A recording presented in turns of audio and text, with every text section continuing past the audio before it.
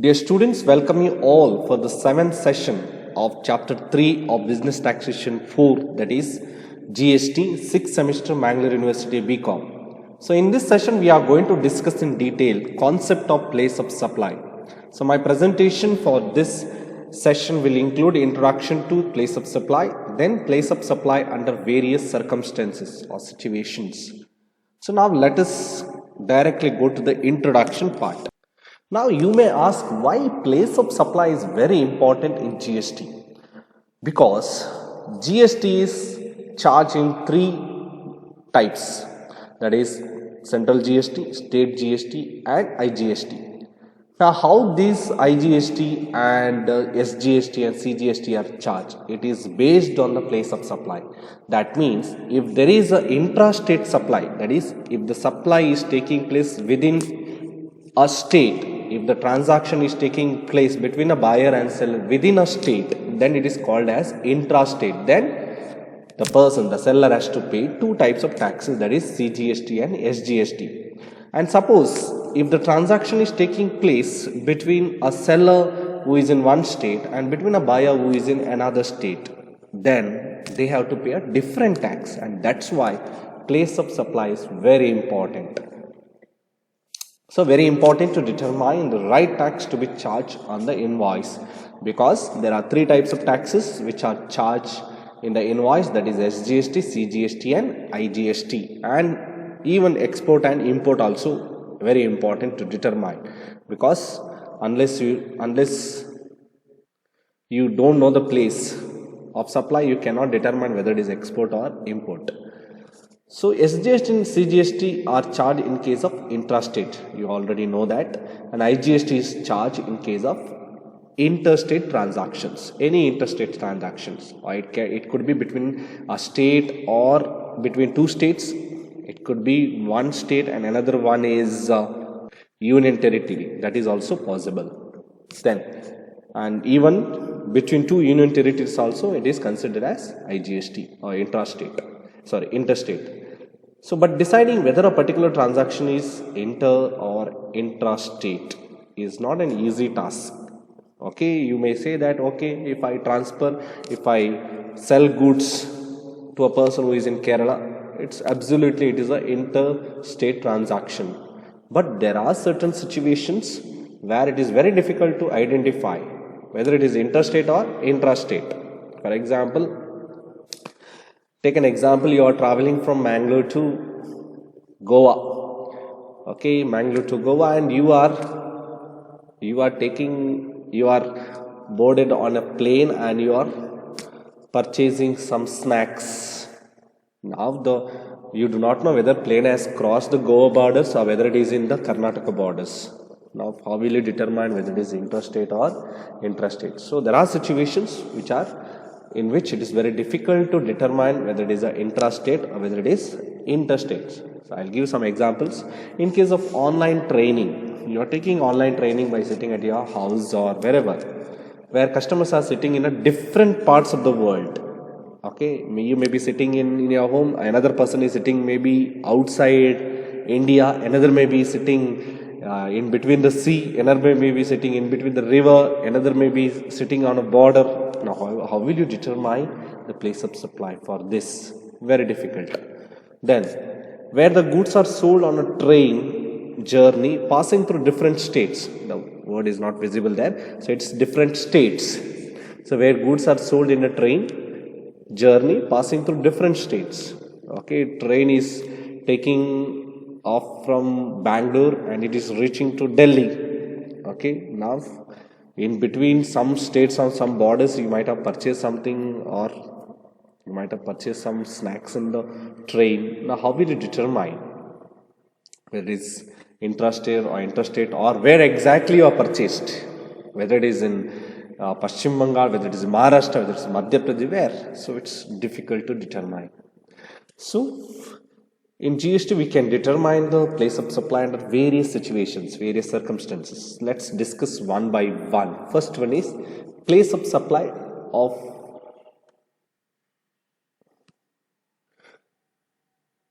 So place of supply of goods when goods are moved from one place to another. So how will you determine in case of place of supply when the goods are moved from one place to another place? So it is very simple to determine because here goods are physically moved from one place to another. So place of supply shall be the place where goods are delivered or the place where the ownership of goods changes. For example, if you are delivering the goods to Kerala, if you are delivering the goods within the state from Bangalore to Bangalore or Bangalore to Shimoga, or you are delivering the goods from Bangalore to Delhi, it is easy to determine. So place of goods when the goods are moved from one place to another is the place where the goods are delivered. So on which place goods are delivered, that place is considered as place of supply. For example, if you are delivering the goods, you are planning to deliver the goods in Delhi, but in between what happened, you might have got another dealer who negotiated for good price and you are selling the goods in Maharashtra itself, Mumbai itself. Now Mumbai is the place of supply.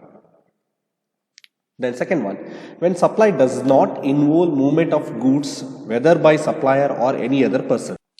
See, when there is a movement of goods, it's very easy to determine the place of supply. Now, in this case, there is no movement of goods. How will you determine the place of supply? You can determine the place of supply. So, place of supply shall be the place where such goods are located at the time of delivery to the recipient. For example, you are purchasing one new vehicle and you are visiting showroom. So, in showroom, what they do is the vehicle is there, but they are not moving the vehicle outside. There itself, they will give the key of the vehicle to you. So there is no movement of goods involved. So at that time, what is the place of supply? It's very clear. The place where such goods are located at the time of delivery of recipient. So place of supply shall be the place of showroom, where showroom is located. So example, in case of sales in a showroom, the place of supply is the showroom itself. Okay, name of that place where the showroom is situated will be the place of supply. When supply involves assembling or installation of goods at a site, so here you are installing some machineries or some technology or whatever. Okay, so here the goods are assembled or installed at a particular site. So how will you determine the place of supply in this case? So place of supply shall be the place of such assembly or installation of goods. For example, you are sending some parts of the machineries part by part to head office which is there in Bangalore, but they have factory at Shimoga. Now you have supplied the goods to Bangalore. Now place of supply is not Bangalore, it is Shimoga, because you are going to assemble or install the parts of the machineries there. So that is the place of supply. So I have given another example here. A supplier located in Kolkata supply machinery to the recipient in Delhi. Okay, it's very clear. So Delhi is the place of supply. Now what happens in this case, assembling and installation? So you have to further read. The machinery is installed in the factory of the recipient in Kanpur. See, machinery is installed in Kanpur. So in this case, very clear, the place of supply is Kanpur. So fourth one, when the goods are supplied using a conveyance such as vessel, an aircraft, a train or any other vehicle. So here the goods are supplied using conveyance, either a vessel or ship or an aircraft or train or any other vehicle. So how will you determine the place of supply? So please understand, so goods are supplied using a conveyance. Okay, maybe you are the person is using a conveyance, either vessel or ship or aircraft, to supply the goods. Okay, in that case, where shall be the place of supply? The place of supply shall be the place where such goods have been onboarded. Okay, so somebody has to board the goods to the ship. Okay, where exactly it is onboarded, that is the place of supply. For example, I have given here, Mr. Anish is traveling from Bangalore to Delhi by air. Okay, he is traveling by aircraft. So he buys a lunch meal for himself. Okay, he is hungry, he is buying a lunch meal. So in this case, where shall be the place of supply? So now place of supply, from where he is traveling? From Bangalore he is traveling. So goods has to be loaded in Bangalore. So therefore, the food items are loaded into the plane at Bangalore. So place of supply shall be Bangalore. So this is how we have to identify the place of supply under different circumstances. Now let's go to the fifth one. Place of supply of goods in case of imports and export of goods. It's very simple to determine.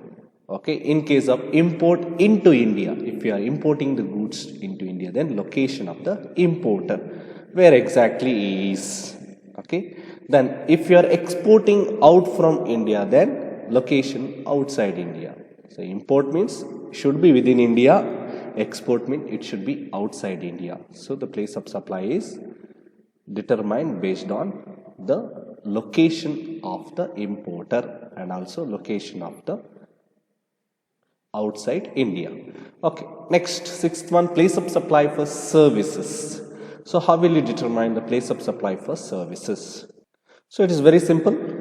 To determine the place of supplies for services, we have to identify the recipient. So the place of supply for services is the place of the recipient of services. That is the place of supply. So the place of supply for services is the location of the recipient of services. So where is exactly located? So that is the place of supply for services. But now, in case the recipient is not registered and his location is also not available, then where shall be the place of supplies for service? And if you say that, then there is an answer for this. The place of supply shall be the location of the service provider. Service provider has to provide the service, right? So that shall be the place of supply. So the place of supply is the location of the service provider. Very simple. If it is not able to be identified. So in case of immovable property or services related to immovable property. So in this case, the place of service shall be the location of the property is the place of supply. So where the immovable property is located. So that particular place is considered as place of services. So that's all from this video regarding place of service. Thank you for watching this video. Thank you.